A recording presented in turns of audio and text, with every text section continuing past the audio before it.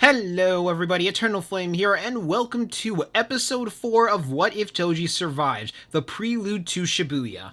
And to recap what happened last episode, basically Kurorushi and Hanami are now dead thanks to Toji, Megumi, Yuji, Inumaki, and Todo just tag teaming all of them. As our story continues with Choso, Mahito, and Kenjaku sitting inside of a room playing the game of life. However, there are currently 2 more people playing the game of life with them, the 2 people currently present being Eso and Kechizu also playing the game of life, as they were not sent out by Kenjaku in order to get the fingers. Mainly because of the death of Hanami and Kurorushi, Kenjaku does not want to risk sending out more powerful people, so instead he sends out his own cursed spirits to try and get the finger. However, this ends up with the finger bearer being killed by Megumi, while the other cursed spirits would end up being killed by Yuji and Nobara, with Nobara landing a black flash in that battle. This means Choso does not have a grudge against Yuji and Nobara, as well as Eso and Kechizu are still alive in order to help Kenjaku's future plan for the Shibuya incident. However, Jogo in this timeline is actually a lot more conflicted in comparison to normal. This is mainly because of the fact that Yuji was involved with the death of Hanami. But at the same time, they also wanted to bring back Sukuna using Yuji as a vessel. This was when Mahito made a suggestion to Jogo that Jogo just simply killed Todo and Megumi, and that the ultimate way to punish Yuji would be by making him an eternal vessel of Sukuna. There was also another slight difference in the curse's mindset in comparison to before. Beforehand, they believed once Gojo would be eliminated that things would be even on both sides. However, they didn't believe that to be the case anymore, as they knew Toji was capable of taking out any of the disaster cursed spirits. So right now, they didn't actually believe that it would be an open playing field for the future. Instead, they needed to find some way around Toji. Of course, there was always the option of Sukuna, but that wouldn't be easy. There was also the other issue of Toji being a complete counter to their plan. No barrier would be able to keep Toji out because barriers could not detect Toji. Furthermore, Toji also wielded the inverted Spear of Heaven. The inverted Spear of Heaven was something that would completely disable the prison realm entirely. Kenjaku and Mahito were thinking on ways to distract Toji. They just needed to make sure that Toji would be away for long enough to make sure that they could get the prison realm out of there. However, that was much easier said than done. However, this was when Mahito ended up joining the conversation, as he told them that he had a couple ideas. Just up first, they would need to get their little puppet. Now, he was originally planning to kill Mechamaru, but now he had something completely different in store for Mechamaru. At the same time, Mahito also told the others to grab some other humans for them, preferably criminals, as he had some ideas in store for them, but he needed some people that wouldn't have people look for them. As they all ended up agreeing to his plan, at the same time Kenjaku also began to hunt for other cursed spirits. They were going to need much more forces and to have much more distractions going on, just to make sure that Gojo would not be able to escape the prison realm. As it is then we return to Jujutsu High in the middle of the training grounds. As Toji and the other members of the faculty staff had already finished going over all the information they had gained from this attack, they had been able to learn through this attack that the Lava Cursed Spirit was working alongside Mahito, mainly because they already knew the Tree Cursed Spirit was working alongside Jogo, and through Yuji's conversation with Hanami they were able to figure out that Mahito and Hanami were working together. They also could tell this went far beyond simply just cursed spirits. After all, there were several sorcerers that were also present there during the attack on the Goodwill Festival, so there was a lot more going on. They would have to be very cautious, which was something that Toji Fushiguro was thankfully very good at. After all, with a few days of planning, Toji was good enough to figure out how to take out the Six Eyes. And in this situation, they both had less and more information than they would normally. They didn't actually know what the opponent's plans fully were. They didn't know what they wanted yet. However, Toji was able to get a few things down. Number 1, they had a good enough barrier user that they could make a barrier that was strong enough to keep out Gojo through a binding vow. It didn't feel like Juzo, the man they captured, was the one responsible for it. Furthermore, they also knew there was a white-haired person that was working with them as well. That was currently a complete mystery. They also knew there was a mole likely in one of the 2 schools, however they figured it likely wasn't Jujutsu High. Finally, they also knew that it could be potentially possible for Mahito to hunt down sorcerers in order to transfigure them and alter their souls. This would be done in order to give them a physical amp to make them that much more of a threat in comparison to what they were normally. Though in truth, Toji was the main person who was actually being cautious about this and thinking more and more about this, mainly because the other sorcerers were just confident that Gojo would be able to handle any problem that came their way. Of course, the other sorcerers were trying to figure out what was going on, but they didn't feel too pressed about this, mainly because of the fact they had Gojo as security. There wasn't a single person on the planet that could hurt Gojo or could kill Gojo. That was something Toji also knew in a straight-up fight, that there wasn't anyone who could currently kill Gojo other than maybe the full power of Sukuna. However, Toji knew very well that Gojo wasn't as immortal or as invincible as people really thought he was. In a total of a few days, he was able to figure out a way around Gojo's infinity and figure out how to almost kill him.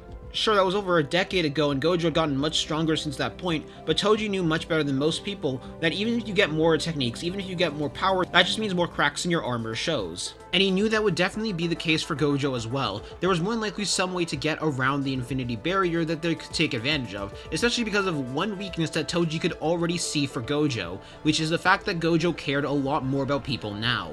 Gojo fought at his best when he was fighting alone, but there was a very good reason for that, and that was because of how massive of a range the attacks had when they were at full power, but the same would go the other way around. Gojo fought at his worst with more and more people around them, so it would be pretty easy to exploit that weakness if someone was evil enough. But even with that in mind, dealing with Gojo in hand-to-hand combat, or dealing with Gojo in a 1v1 even with many people around and limited, would still be an impossible task for most. However, Toji put himself in the role of someone who would try and take out Gojo. After all, for whatever plan their opponents wanted to achieve, they would need to take out Gojo. But Gojo also likely wasn't the only threat, as now they were aware of how strong Toji was as well. However, this led to Toji having an epiphany of something he could actually take advantage of, which was the fact that whoever these opponents were likely going to be focused on both himself and Gojo. Which simply meant one thing: Toji was going to very heavily focus on making sure the students got much stronger and making them train a bit more than they were going to train normally. Now, of course, Toji was going to let them have their free time to enjoy life, but it wasn't going to be anywhere near as much in comparison to what they had in canon. This resulted in a majority of the characters getting quite a bit stronger. Yuji right now would likely be as strong as he was when he first started the battle against Mahito. If not a bit stronger, but definitely much more skilled. Megumi would be in a similar ballpark, which would make him even stronger than himself at the start of Shibuya. Nobara would also be pretty similar to the two of them, not lagging too far behind. As it should also be remembered, now the time between Shibuya and the Goodwill Festival is around 2 months. The main reason that we know this is because we know the Goodwill Festival happens during the summer, while Shibuya happens at the end of October because it happens on Halloween. So at bare minimum, it is around 2 months. Inumaki is also quite a bit stronger as well, but it really doesn't help him too much. Finally, Maki Zenin can't really get that much stronger, mainly because of the fact that Mai Zenin does not want to get stronger, which is going to in turn limit Maki a lot. During this time, Megumi also ends up taming 2 more of his Shikigami, those 2 being Piercing Ox and Madoka Deer. And finally, through the help of Kusakabe and Meimei, they were also able to get several people here, including Yuji and Nobara, to learn Simple Domain. Though they still needed to use a binding vow in order to properly use Simple Domain, mainly because they didn't actually use Soul Swap training in order to learn Simple Domain. During this time, Toji ends up peer pressuring Nanami to learn Simple Domain as well, mainly because Nanami almost died to Mahito's domain, so better safe than sorry. Finally, during the time, he also began to get the students some cursed tools. Of course, these weren't cursed tools that had techniques infused into them, but they were just cursed tools in order to assist the students with fighting. He ended up giving Playful Cloud to Maki, figuring it'd be better with her than it would be with him. He got Yuji customized gauntlets, he got Nobara some cursed tools based on nails in order to add to her already existing arsenal, and with Megumi he got him a secondary sword. During their training, he was also able to figure out that Yuji had the same potential that Sukuna had access to because his body remembered the things that Sukuna had done inside of it. So part of him wondered if it was possible for him to get Yuji to awaken, cleave, and dismantle early, but unfortunately it was impossible, as Yuji, Megumi, and Nobara were released on a mission in order to go encounter the person that they believed to be the traitor, which they believed the person to be the traitor was Mechamaru. However, unfortunately for them, someone had already gotten to Mechamaru long before they did. And that was Kenjaku and Mahito, as they had actually arrived to get Mechamaru a week before they would have originally. But rather than killing Mechamaru, they had something much worse for him in mind. In a way, Mechamaru did die, but Mahito had ended up transfiguring his soul. Using Kenjaku and Kenjaku's many cursed spirits, they were very quickly able to take out Mechamaru and knock out Kokichi Muda before he even had a chance to activate the gigantic Mechamaru that he would have fought Mahito with normally.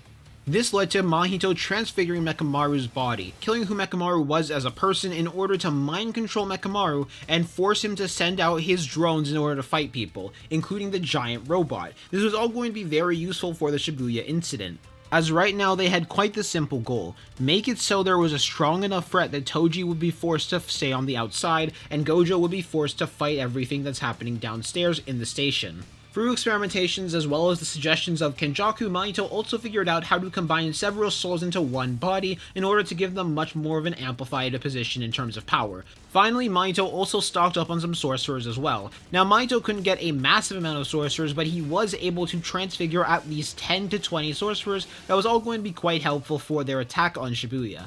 So all the sides were now prepared and much stronger than what they were in canon, and now we're going to move on to the Shibuya incident, to see how the Shibuya incident goes. Up first, Kenjaku's barrier is casted, with everybody calling out for Gojo to arrive. The entire battle Gojo has against the disaster curses mostly goes the exact same, other than Hanami not dying, mainly because, well, Hanami is already dead.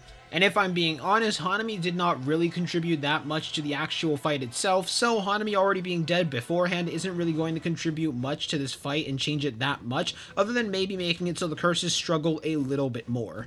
And now here is the point where this what if becomes a massive choose your own adventure type story. The main reason I'm saying that is because there are 4 squads that Toji could be placed with, if not Toji be placed on his own, that all end up wildly changing the timeline, or wildly not end up changing the timeline, with those 4 squads being Squad 1, Yuji, Meimei, and Ui, Squad 2 being Nanami, Ino, as well as Megami, Squad 3 being Maki, Nobara, and Naobito Zenin, and Squad 4 being Kusakabe and Inumaki, as well as their mascot. Now, I think the best way to save time while also making the story as interesting as possible is to place Toji on the same squad as Megami, Nanami, and Ino. The main reason why I think that is because Yuji and Meimei are going to meet up with that squad either way, so if Toji ends up with them, then they're going to meet up with them no matter what. So Yuji versus the Grasshopper goes very similar to canon, other than just Yuji doing much better against the Grasshopper than he already was, and considering Yuji was already destroying the Grasshopper in normal canon, yeah, this Grasshopper is dead. This will lead to Yuji jumping on top of a rooftop and yelling out to everybody that Gojo had been sealed. Toji, thanks to his inhuman senses, would be the first to hear it and immediately inform everybody that Gojo had been sealed. Fortunately for them, Toji had the counter to the prison realm. So long as he could land the inverted spear of heaven on the prison realm, they would be able to unseal Gojo. Or at least in theory, that should be how it should work. At the same time, Kenjaku announces to their allies that they have a new goal, which that new goal is quite simple: to remove the inverted spear of heaven, as that was the only tool that would be able to free Gojo, before he looks over to Mahito and he says to let the games begin. As all of the curses began to scatter immediately, with Jogo on the hunt to try and find Yuji in order to force him to become the vessel of Sukuna, Mahito going through Shibuya wanting to have fun and actually wanting to kill Yuji Itadori, Choso, Eso, and Kechizu choosing to stick together, as they didn't have much of a grudge towards Yuji and they also didn't really care much for Kenjaku's plan.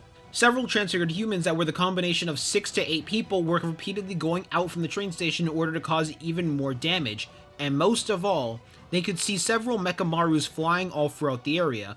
However, these Mechamarus were a little bit different, as they had extra armor on their bodies, extra armor from Mahito's transfigured humans in order to make sure they would be that much more durable. At that same time, Nobara would have finished taking down Haruto before they saw the chaos begin to unfold outside, as Nobara in this timeline was more than strong enough to take out Haruto on their own. As it is then we go into the first fight of many fights that are going to happen in the Shibuya station, where the first fight we're going to go into is Yuji versus Choso, Eso, and Kechizu. Now the main reason this is the first fight we're going to go into is mainly because Toji just kind of eliminates Awasaka really fast, while at the same time Megami, Ino, and Yuji are going to delete the grandma before she can even summon any sorcerers, because it's going to be a 3v1, which is going to lead to all of them separating, and also Ino is going to be present in the Shibuya incident as well, because he was not injured heavily.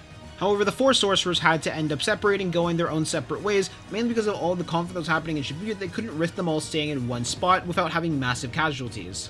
Furthermore, this battle did not immediately start with Choso firing a piercing blood at Yuji, mainly because Choso was a little bit more chill in comparison to his normal self, as Choso really didn't care that much about this entire plan and he was just happy to be here with his brothers. But that was when a conversation began between Yuji, Eso, Kechizu, and Choso. They told Yuji that they weren't allowed to let Yuji go down for the station, they would have to go through them. However, they also told him that Yuji wouldn't actually have to fight them. They don't really care if Yuji lives or dies or not, but at the same time, if Yuji chose to fight them, then they would have to fight him and kill him. Eso also reveals that Yuji is one of their targets in order to reawaken Sukuna. However, this wasn't really a surprise to Yuji, as Yuji apologizes to his 3 opponents, mainly because he feels like that if all 4 of them had another life, and if it weren't for the fact they were enemies right now, they would all be really good friends. Which that was actually something all 3 of them could agree on as well. After all, they could tell Yuji seemed like a nice person. However, this was how things had to be, as the battle immediately started off with Choso firing off a piercing blood at Yuji. Yuji had to admit that this attack was certainly fast. However, even though it was fast, he was more than prepared to dodge against fast attacks like this. Considering during these 2 months he had to spar against Toji from time to time, he was much more used to dodging fast attacks. Something like Choso's piercing blood was just another blow in him and Toji's sparring, so Yuji was able to dodge the piercing blood. However, in spite of him dodging the piercing blood, a sudden burst of blood ended up hitting Yuji and slamming him into the wall. This burst of blood was also burning to Yuji's body, but it wasn't as powerful, and Yuji could see that the green curse-like creature Kechizu was behind that attack. Unfortunately for Yuji, he didn't have much time to think, as he had to immediately spin off of the wall in order to dodge several blood-like projectiles coming at him. Or at least he believed they were blood-like projectiles, but when he looked at them, they were more like roots. More like tree branches, as blood spikes had come out from Esso's wings, as Esso was currently high up in the air. But even though Yuji was able to dodge Esso's attack, it didn't mean he was completely out of the clear yet, because the moment he ended up landing, several blood spheres moved up around Yuji, which were supernovas that had been casted by Choso, before they all began to explode, hitting him repeatedly and launching him away. As Yuji realized in that moment that if he had fought all 3 of them on their own in a 1v1, he would have won, though the human-looking one would be a bit more difficult to fight in comparison to the other 2. However, the 3 of them fighting together was stronger than their individual parts, but more than that, they were even stronger than Yuji when all of them were together. Yuji needed to find a way to beat these opponents, however his thoughts were very quickly interrupted as Kechizu immediately closed the distance and attempted to land a punch straight on Yuji's back. Even though this was a sneak attack that would have worked on most people, it did not end up working on Yuji, as Yuji had trained all 5 of his senses, not just his sight, and he was actually able to hear Kechizu coming. So with an expert amount of skill, he was able to deflect Kechizu's arm by spinning it around and redirecting Kechizu in order to punch the ground itself, following this redirection with a kick coming right at Kechizu's back, or at least this would have been an attempt to land a kick, but Esso was able to cover for his brother and fast. This was done through Esso activating winking as a method to try and block the kick. At the last moment though, Yuji was able to see this attack coming and he ended up changing his move, where instead of going for a kick on Kechizu, he ducked underneath the winking ability, allowing him to just narrowly dodge the attack, but that duck was met with a hard punch to the face from Choso, as Choso activated Flowing Red Scale Stack in order to launch Yuji back while Yuji was in the air, as he launched out a wave of blood spikes trying to take advantage of Yuji being in the air, figuring it was impossible for Yuji to dodge mid-air. However, if Yuji was one thing, it was unpredictable, as Yuji punched the ground in order to break it before forcing his fist into the ground in order to pull himself down to avoid the wave of blood spikes coming at him.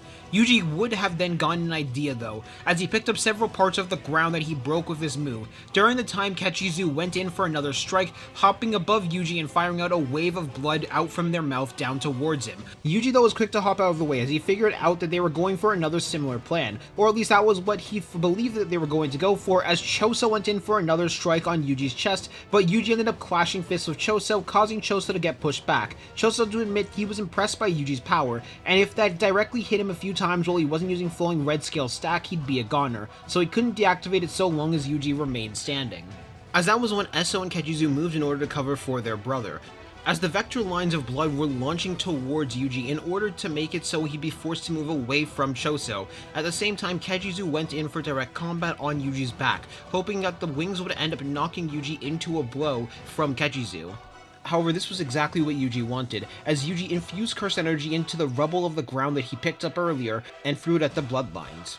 This ended up slowing down its momentum, but it didn't end up fully stopping it. However, it slowed it down for just enough for Yuji to turn around and land a blow on Kechizu. However, Yuji wasn't quite done yet, as he grabbed Kechizu's arm and pulled him into another punch straight on his face.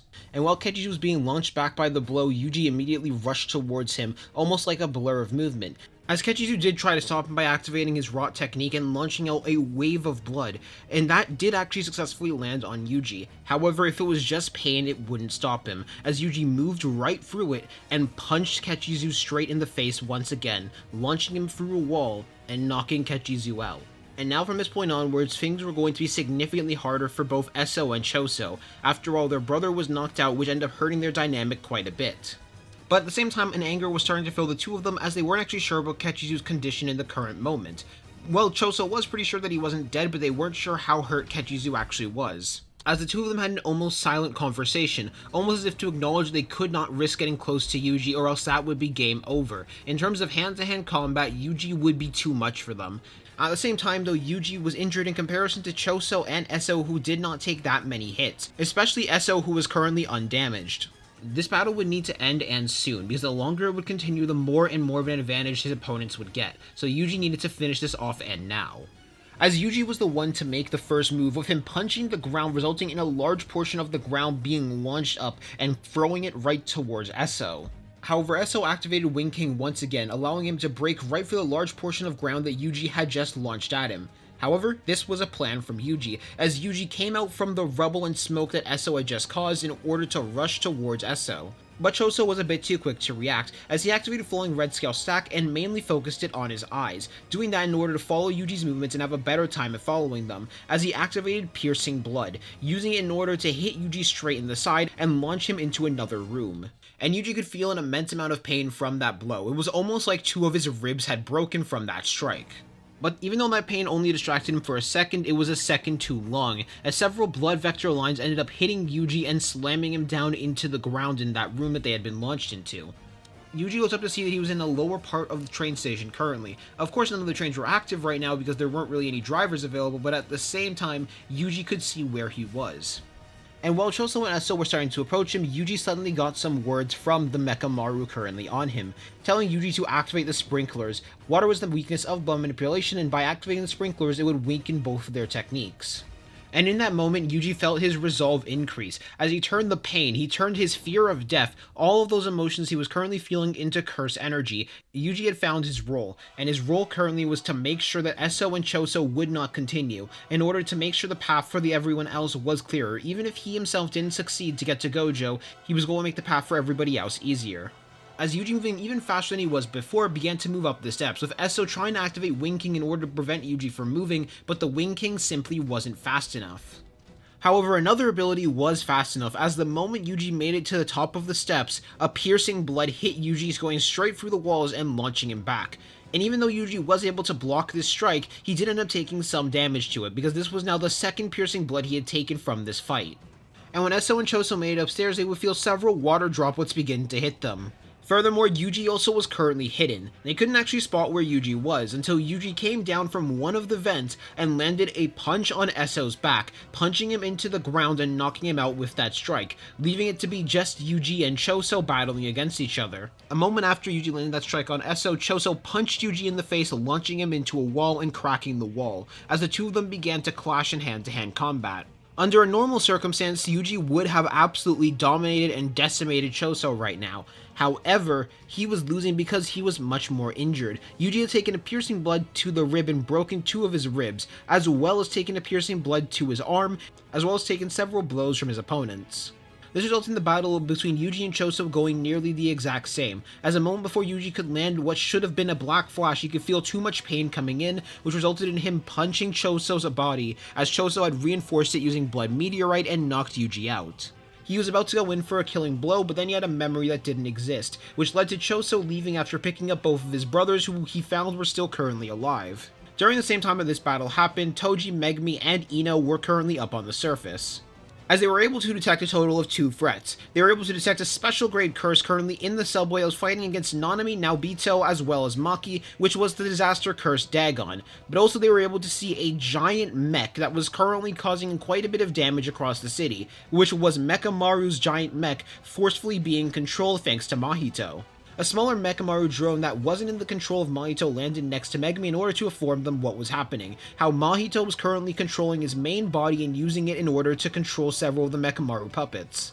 This led to Mechamaru informing them that Megumi should likely fight the giant Mechamaru while Toji should take on Dagon. The main reason for that was because of the fact that Dagon had a domain expansion, so they needed to wipe out Dagon as fast as possible, and Toji would be able to succeed in that pretty easily, while they also believe that Megumi with his current moveset should be able to match up with the giant Mechamaru well, with Ino acting as support. This led to Toji going downstairs to the subway and executing Dagon, resulting in Naobito not losing his arm and Nanami not taking much damage because Toji executed him before he could even activate his domain expansion. Furthermore, Jogo also did not end up arriving mainly because he could sense Toji. However, what happens between Megumi versus Mechamaru, you're going to have to find out on the next episode of What If Toji Survived in the Shibuya incident.